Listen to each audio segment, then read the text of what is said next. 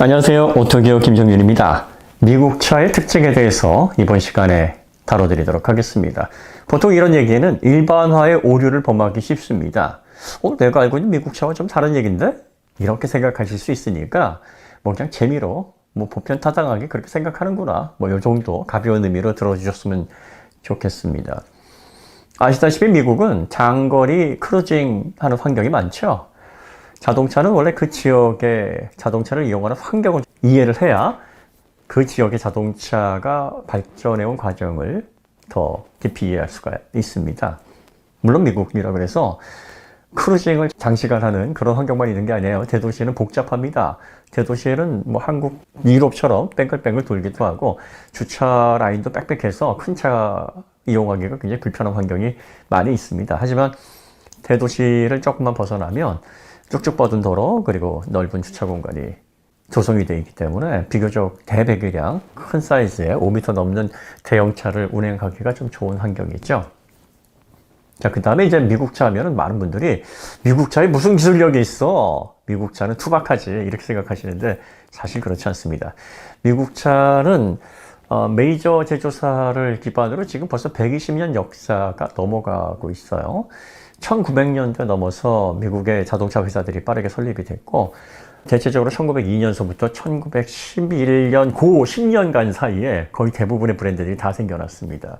가장 여러분들이 잘 알고 계시는 캐딜락 1902년이고요. 뷰익 1902년 같은 해에 설립이 됐습니다. 스코틀랜드의 발명가인 데이비드 뷰익이 1902년에 설립한 회사인데 이 회사가 2년 만에 재정 악화에 빠져서 1904년에 윌리엄 듀란트, 유명하죠? GM의 창시자. 1908년에 제너럴 모터스를 세워서 브랜드를 취합한 아주 역사적인 인물입니다. 뷰익에 재직하던 당시에 회사를 인수를 했어요. 그래서 제너럴 모터스의 원래 브랜드, 근간이 되는 브랜드가 뷰익입니다. 근데 뷰익 하면 지금 어떤 이미지가 있나요? 시골 아재들의 올드한, 저 고리타분한 차. 이 테네시, 팀쿡 고향인 테네시가 KKK단이 활동하기 시작한 지역인데 아주 골수 백인들의 도시죠. 이 지역에서 그냥 아저씨들, 나이 많은 노인분들이나 타는 차 이런 인식이 되어 있는데 사실 이 뷰익이 엄청난 기술력을 바탕으로 성장한 프리미엄 브랜드입니다. 1938년도에 최초의 컨셉트카인 Y잡이라는 차가 나왔어요. 이 사진 많이 보셨을 겁니다. 이 차가 전동식 윈도우 가지고 있었고요. 모터로 작동하는 무려 전동식 소프트톱, 컨버터블 방식으로 해서 소프트톱이 전동식으로 움직였습니다. 그 다음에 이 팝업 헤드램프도 이때 적용이 됐습니다. 자, 그 다음에 캐딜락 하면은 지금은 벤츠 BMW보다도 아래 포지션의 자동차로 알려져 있는데 캐딜락이 처음 발전하고 한창 각광을 받을 때에는 롤스로이스, 벤틀리랑 경쟁하는 위치의 브랜드였습니다. 그리고 1970년대까지 흑인들은 캐딜락을 구입하지 못하도록 막았어요. 그래서 흑인들이 캐딜락 매장에 가서 돈을 아무리 준다고 해도 팔지를 않았던 이런 흑역사들도 가지고 있습니다. 부의 상징이었죠. 그리고 캐딜락, 쉐보레 그 중간에 뷰익이 프리미엄 브랜드로서 벤츠 BMW는 넌 나랑 상대하자 이런 분위기였습니다. 자, 포드는 잘 아시다시피 1903년에 헨리 포드에 설립이 됐습니다. 그 유명한 포드T로 자동차의 역사를 바꿨죠. 이 포드T는 얼마나 유명한 모델이었냐면 자동차 포드T는 냉장고보다 더 싸다 이런 얘기가 돌았어요. 물론 그 당시에 냉장고가 얼마나 비쌌길래 그러는 이런 얘기가 될 수도 있었겠습니다만은 당시에 수공 과정으로 만들어져서 상당히 비쌌던 자동차를 5분의 1 이상 가격을 낮춰서 당시의 노동자들 1년 연봉의 자동차를 살 수 있도록 자동차의 대중화를 열었습니다. 포디즘, 컨베이어 벨트 방식으로 대량 생산을 최초로 시작을 해서 이 자동차가 대중에게 필수품으로 자리 잡으니까 사람들의 이동거리가 반경이 넓어지죠. 그러니까 도시계획, 그리고 또 레저, 전 국토의 도로, 모든 기간 산업까지 다 바뀌는 혁명이 일어납니다. 라이프 스타일의 극적인 변화가 바로 포드에 의해서 진행이 되었습니다. 자, 그 다음에 이제 크라이슬러, 미국의 완성차 업체 빅 제조사의 마지막 주자 1927년도에 설립이 되죠. 자, 미국 차에서 시작된 첨단 기술들이 많습니다. 대표적인 게 미국 하면 V8이죠. V8. 왜 8기통이 이렇게 열광하냐면 이 8기통 처음 개발한 브랜드가 바로 미국 캐딜락입니다. 1914년도에 처음 이 8기통을 개발을 했고요. 1938년도에는 무려 16기통까지 뭐 아메리칸 대배기량의 정수를 보여주는 그런 기술력을 선보인 바 있습니다. 자, 그 다음에 자동차의 시동 모터를 처음 적용한 브랜드도 역시 미국의 캐딜락이었고요. 또 우리가 지금은 없어서는 안 될 자동 변속기 하이드로매틱이라는 자동 변속기를 1936년도에 개발을 해서 1940년도에 올드모빌에 처음 적용을 했습니다.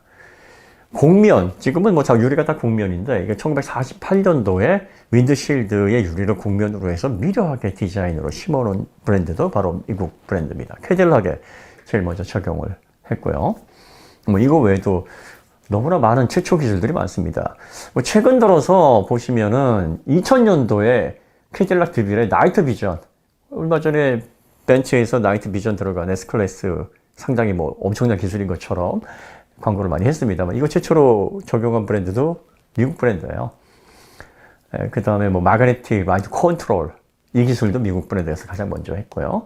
자, 이 전기차 하면 또 미국이죠. 미국 테슬라. 하지만 이 테슬라가 탄생하기 바로 전에 1996년, 1997년에 GM에서 EV1, 정유 카르텔 때문에 이 EV1을 GM이 스스로 폐기를 했다, 뭐 이렇게 알려져 있는데 반도체 자서전에 의하면 GM 법무부서에서 징벌적 손해배상의 위험이 있으니까 이 프로젝트는 없애는 게 좋겠다 해서 스스로 EV1을 폐기를 했다, 뭐 이런 얘기. 어떤 게 진실인지는 본인들이 알겠습니다만. 그런데 이 전기차를 만드는 기틀을 이미 1982년도에 네오디뮴 연구 자석을 스미토모 특수금속과 개발을 해서 GM이 그 원천 기술을 가지고 있었어요. 그런데 이제 이거 만들기 전에 이미 80년 전인 1902년도, 1903년도 이때 뉴욕의 전기택시가 거의 3분의 1이 전기택시였다 라고 말할 수 있을 만큼 초창기에 전기차들이 많이 돌아다녔습니다. 에디슨 전기회사에서 전기차를 발명해서 생산도 했고요. 그 특허도 가지고 있었어요. 그러니까 이미 이 전기차 관련해서도 미국은 엄청난 기술력을 미리 확보를 해놨던 그런 진보적인 브랜드입니다. 그런데 이제 미국 차가 지금 왜 그런 인식이, 미국 차는 국산차보다 못하다, 미국 차를 돈 주고, 뭐 이런 정말 밑바닥의 인식이 팽배해지게 됐냐면, 1970년대 들어서 자만에 빠진 미국의 제조사, 자동차 회사들이 이제 숫자 노름에 빠지기 시작을 합니다. 1990년대, 2000년대를 지나오면서 이제 부동산 버블, 서브프라임 모기지론, 그래서 돈이 흔해지니까 자동차를 아주 심혈을 기울여서 완성도를 높여서 개발하기보다는 어차피 소비재고 자동차를 살 돈은 넘쳐나니까 크고 웅장하게 만들고 빨리빨리 교체를 하면 되는 거지. 뭐 세세한 그런 자동차의 완성도에 뭘 신경을 쓰냐. 그래서 자동차의 크기, 외형적인 어떤 과시 이런 데만 신경을 써서 그 당시에 실질적으로 자동차의 품질에 거의 그 미국의 빅3를 비롯한 완성차 업체들이 제대로 자동차 개발에 몰두를 하지 않았어요. 상품성을 끌어올릴 수 없었습니다. 그러다 보니까 결과적으로 경쟁력이 크게 떨어지는 흉물들이 당시에 많이 나오게 됐었죠. 이 시기에 미국 차들을 경험하셨던 분들이 미국 차는 뭐 형편없다, 미국 차의 품질은 뭐 쓰레기에 가깝다, 단차, 상품성, 그리고 기술적인 가치 다 형편없다, 이렇게 보게 되는 견해가 그래서 생긴 거죠. 그러다가 이제 2010년도에 구조조정을 통해서 빅3가 큰 위기에 빠집니다. GM과 크라이슬러는 거의 도산 위기까지 갔고 정부의 강력한 구제금융을 통해서 겨우 회생을 했고요. 포드는 정부의 그런 구제금융 없이도 자생을 했어요. 포드는 눈치가 아주 빠른 제조사입니다. 포디즘의 원조이기도 하지만 미래를 보는 선견지명이 참 대단한 브랜드예요.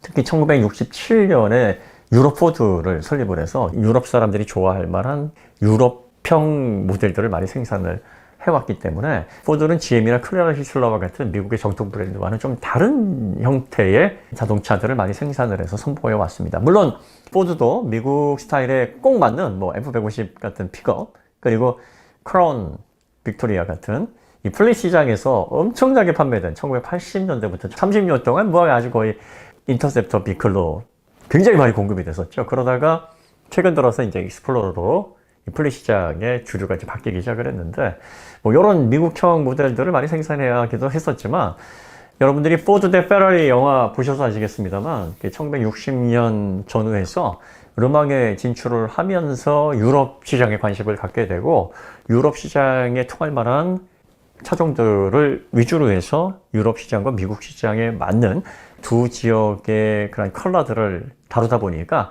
포드는 미국 브랜드에서 좀 독특한 컬러를 가지고 있는 브랜드로 발전을 해왔습니다.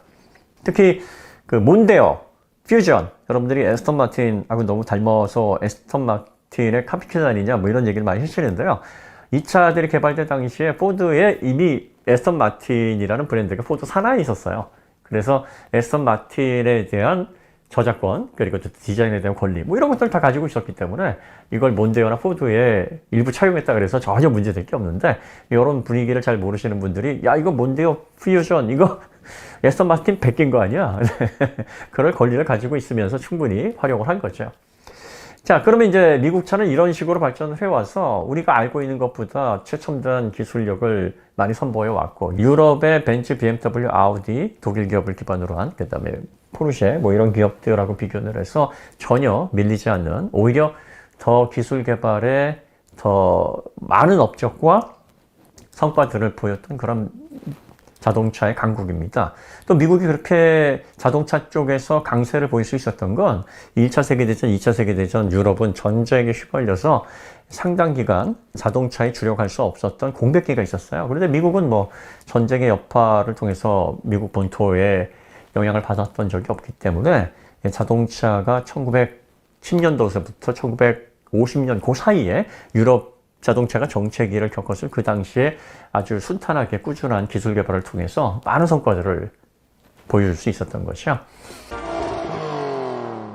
자, 그럼 이제 미국 차의 특징. 아까도 이제 미국 차의 환경은 장거리 크루징 환경이 많아서 여기에 특화되어 있다고 얘기를 드렸는데요. 먼저 이제 주행 평균 거리가 얼마나 되느냐, 이걸 우리가 좀 분석을 해볼 필요가 있어요. 자, 우리나라는 연 주행 거리가 대략 평균 14,000km 정도 되는 걸로 통계가 잡혀 있습니다. 미국 같은 경우에는 통계 잡기가 참 어려운데, 워낙에 통계를 많은 기관에서 잡기 때문에, 그런데 이제 개연성 있고 믿을만한 통계라고 보여지는 게 1년에 한 16,000마일 정도를 평균 주행하는 그 통계라고 보여집니다. 그러면 이제 이걸 킬로미터로 환산하면 우리나라보다 대략적으로 10,000km 정도를 더 주행하는 환경이다, 이렇게 볼 수가 있어요. 근데 또 이것도 정확하지가 않은 게, 어떤 통계는 우리나라보다 약간 높은 정도, 비슷한 정도로 나오기도 하고, 어떤 경우에는 더 많이 나오기도 하는데, 대략적으로 미국의 환경이라든지 주행 여건들을 감안해 보면 아마 1년에 한 26,000km 정도를 주행하는 연령대 통틀어서 평균을 내면 이 정도다라고 볼 수 있지 않을까, 그런 생각이 좀 드는데요. 이렇게 따지면은 뭐 유럽이나 일본이나 우리나라가 대체적으로 대동소이하거든요. 그럼 다른 지역에 비해서 연 한 1만 킬로미터 정도를 더 주행한다라고 보면, 이게 평균 주행거리이기 때문에 실질적인 주행거리는 굉장히 크게 차이 난다고 볼 수가 있습니다. 그러니까 자동차를 더 많이 이용한다는 거예요. 그러면 자동차를 더 많이 이용할 때 필요한 조건이 뭐가 있느냐? 첫 번째가 승차감입니다. 승차감이 좋아야 돼요. 차의 장시간 더 차를 운행을 해야 되기 때문에 승차감이 좋지 않으면 사람들이 그런 차들을 선호하지 않습니다. 두 번째가 크루징에 맞는 고속 안정감입니다. 이게 두 번째 특성이에요. 이 고속 안정감에는 여러 가지 요소가 포함이 됩니다. 그러니까 자동차의 운동성 등도 포함되고, 이 고속 주행에 적합한 실내 구성이나 레이아웃, 뭐 시트 구성이라든지 뭐 조작 편의성, 뭐 이런 것들이 여기에 포함이 됩니다. 자, 그 다음에 이제 세 번째 특징이 뭐냐? 세 번째 특징이 이렇게 주행거리가 많다 보니까 이 주행거리 대비 자동차의 메인터넌스, 그리고 수리해야 될 자동차의 노후화로 인한 그 수리에 대한 이슈가 발생을 하는데, 이런 이슈들에 유연하게 대처할 수 있는 그런 설계와 구조를 갖추고 있어야 된다. 여기 쉽게 말하면 최신 기술, 차별화되는 그런 기능을 통해서 가치를 높인 상품보다는 어디에서나 수리 가능하고, 어디에서나 부품을 구할 수 있고, 어디에서나 문제를 해결할 수 있는 검증된, 좋게 말하면 검증된, 그리고 나쁘게 말하면 사골. 뭐 OHV 엔진을 그동안 계속 사용했던 것도 바로 이런 이유가 있습니다. OHC 엔진, 지금 뭐 포드가 이제 OHC 엔진을 미국 브랜드에서는 가장 폭넓게 적용한 브랜드인데, GM이나 뭐 크라이슬러는 계속 OHV 이렇게 부르짖은 것도 미국 환경에서는 OHV만큼 정비하기 편하고 부품 구하기 수월하고 또 메인터넌스 하기 좋은 게 없으니까 이거 계속 유지해야 된다. 이렇게 해서 사골에 조금 좀 집착하는 그런 경향을 좀 보여주죠. 아무래도 이제 이런 것들 때문에 기술에 좀 더 민감한 우리나라 소비자들이, 야, 미국은 예전에 막 5, 60년 된 그런 엔진 규격을 갖다가 막 넣고 저런 것들을 좀 비싼 가격으로 주고, 야, 독일차야말로 밸브트로닉 그리고 또 더블 바너스 이런 것들을 막 1990년대 2000년 초반에 막 적용하고 너무 차이 나는 거 아니야? 이렇게 판단을 하기도 하는 근거가 됐었죠. 하지만 이런 것들이 이제 미국의 주행 환경에 맞는 제품 개발 및 발전 과정의 배경이다. 이렇게 보시면 됩니다. 자, 그래서 이제 이걸 세부적으로 한번 들어가 보면 미국 차는 승차감이 좋아야 된다. 이게 이제 미국 차는 물침대, 물렁물렁하다라는 오해를 받는 대표적인 특성입니다. 자, 미국 차가 승차감이 좋아야 된다. 승차감이 좋은 건 뭐 다른 비결 없습니다. 차가 좀 부드럽게 스프링과 속업서버를 세팅을 해야 됩니다. 서스펜션이 부드럽지 않으면 승차감이 좋을 수가 없어요. 그렇다고 막 물렁물렁하게 할 수도 없잖아요. 그러니까 적정하게 이렇게 쿠션을 통해서 충격을 흡수를 하면서 너무 울컥울컥 하면서 어지럽지 않은 그 접점을 쫙 찾아내서, 아, 이 정도면 편안한데 뭐 주행하는데 문제가 없어 라는 그 접점, 요게 이제 승차감이 좋은 그 세팅의 값인데, 미국 브랜드가 이걸 잘 찾아냅니다. 자, 그럼 이제 어떤 분들이 그러죠. 그러다 보니까 미국 차들은 직진만 잘한다. 자, 그럼 여러분들 여기서 한번 생각을 해보세요. 미국 차는 장거리를 빠르게 편안한 승차감을 기반으로 운행을 해야 되는데, 그럼 이제 직진 안전성이 좋아야 되겠죠. 직진 안전성이 좋지 않아요? 그러면 불안할 거 아닙니까? 그러면 승차감이 좋을 수가 없죠. 불안한데. 기본적으로 좋은 안정감을 가지고 있어야 됩니다. 불안하지 않아야 돼요. 자, 직진에서 불안하지 않으려면 그 차는 회전할 때 어떨까요? 불안할 가능성이 높을까요? 회전할 때도 어느 정도 안정감을 확보할 가능성이 높을까요? 후자겠죠? 미국 차의 특징이 여기서 나오는 거예요. 미국 차는 편안한데 고속 안정감이 뛰어나다. 편안하고 고속 안정감이 뛰어나면서 코너도 편안한 승차감 대비 잘 돈다. 이게 많은 분들이 놓치는 포인트입니다. 아니, 승차감이 부드럽고 편한데 어떻게 잘 돌 수 있어? 독일 차들은 단단하게 조여야지만 잘 돌잖아. 미국 차와 독일 차의 지향점이 달라요. 독일 차는 사실 고속 안정성보다는 회두성, 왜냐하면 워낙에 꼬불꼬불한 길이 많고 작은 차 위주로 세팅을 해야 되기 때문에 이 휠베이스가 짧은 차들이 잘 돌아나가는 그런 특성을 가지고 있으려면 좀 서스펜션을 물렁물렁하게 하면은 이게 좀 문제가 됩니다. 왜냐하면 휠베이스가 짧고 차폭이 좁게 되면 하중이동이 더 크게 일어나거든요. 그러니까 하중이동이 더 크게 일어나는데 여기다 부드럽게 서스펜션을 조율해버리면 차가 더 기우뚱기우뚱하면서 롤이 크게 발생을 하면서 슬립백에 의한 스티어의 변화가 더 크게 일어납니다. 그러니까 유럽은 작고 휠베이스가 작고 폭이 좁은 차를 잘 달리게 회전성 좋게 만들어야 되기 때문에 서스펜션을 단단하게 묶어야 돼요. 근데 미국 차는 어떻습니까? 미국 차 휠베이스가 커요. 더군다나 차폭이 넓습니다. 그러니까 하중이동의 비율이 좀 더 여유가 있어요. 하중이동에 여유가 있다 보니까 서스펜션을 부드럽게 세팅을 하면서 직진 안전성을 가져오고, 그러면서도 어느 정도 회전성의 코너링 포스를 구현하기가 좋은 베이스를 가지고 있습니다.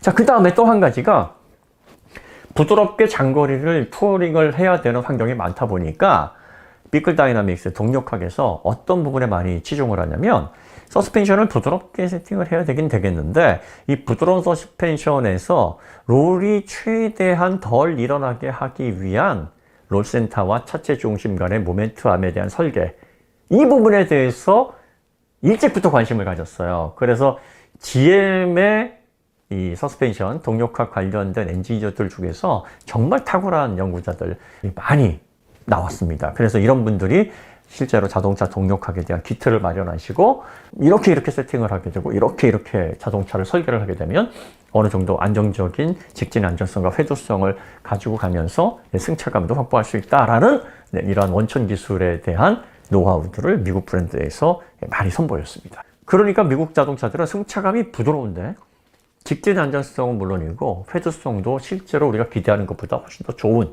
그러한 결과물이 나온 거예요. 근데 많은 분들이 이런 부분에 대해서 오해를 하고 있는 게 승차감이 많이 부드러우면 이제 롤이 많이 발생하는 것처럼 느껴지니까 롤 발생이 이렇게 많은데 어떻게 잘 돌 수 있겠냐, 이렇게 되다가는 큰일 난다, 사고 난다 해서 한계점을 알아보기도 전에 이미 속단을 해버리기 때문에 미국 차는 잘 못 달린다, 뭐 이런 식으로 이제 편견이 생겨나게 된 거죠. 자, 그 다음에 이제 미국 차의 특징이라고 하면은 여러분들이 실내 공간을 잘 못 뽑아요. 실내 공간을 잘 못 뽑는 것도 사실은 장거리 크루징 환경 때문입니다. 장거리 크루징에서 정말 필요한 건 시트의 안락성이에요. 그러니까 시트가 편안하려면 시트를 얇고 가볍게 만들 수가 없어요. 그러니까 시트 구조가 복잡해질 수밖에 없고 시트가 클 수밖에 없습니다. 그러니까 시트가 커지게 되면은 이 1열 좌석의 공간을 많이 잡아먹게 되고 그러면 2열이 좁아지게 됩니다. 뭐 시트가 그러면 뭐 1열 시트만 편해야 되느냐, 2열 시트도 편해야 되니까 1열, 2열 시트가 잡아먹는 공간이 2평도 안 되는 1평방 공간에서 시트가 크게 막 두툼하게 자리를 잡게 되면은 공간이 어디 있습니까?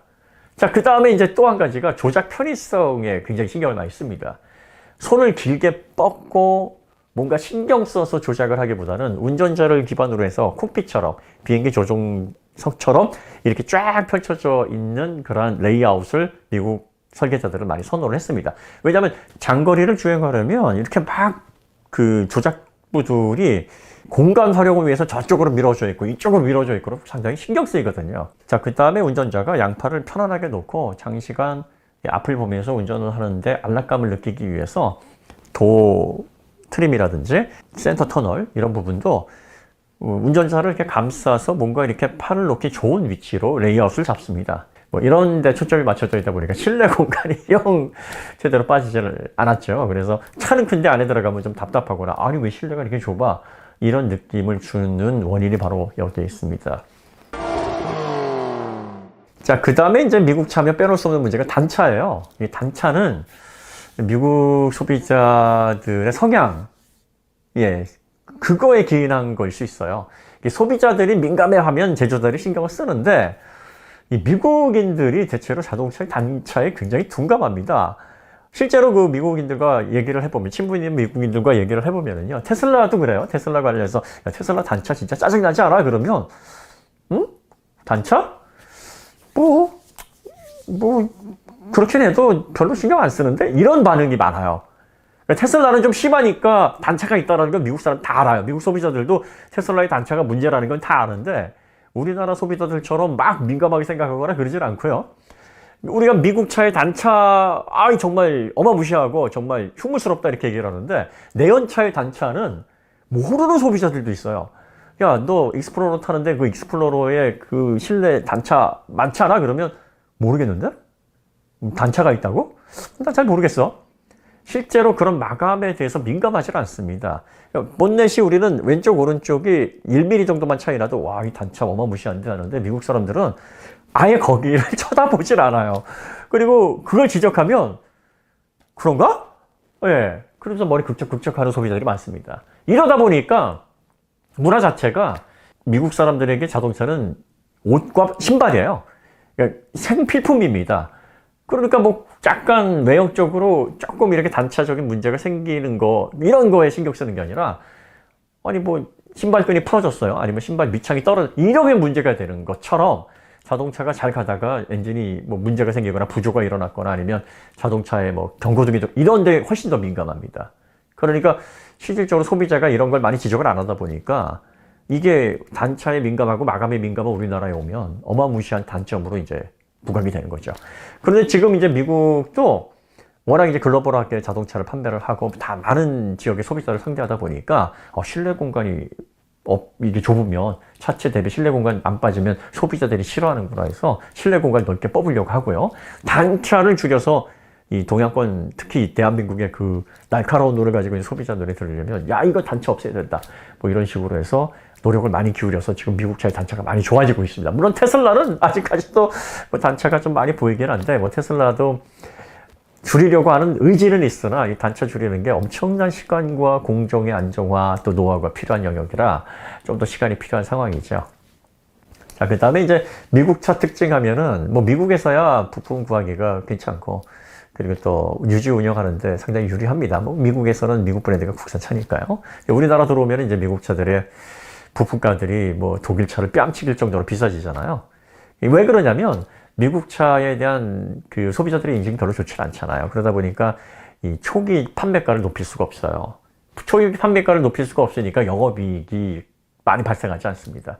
그럼 적자가 날 수밖에 없는 그런 악순환에 빠지게 되는데, 이제 미국 차도 그렇습니다. 미국 차도 영업이익이 별로 좋지 않다 보니까 AS 이 부분에 있어서 정확히는 이제 무상 AS 빼고 사고 났을 때 아니면은 뭐 메인터넌스 할 때 또 무상 AS 종료됐을 때 수리 뭐 이런 것들에 대한 부품 가격 공임.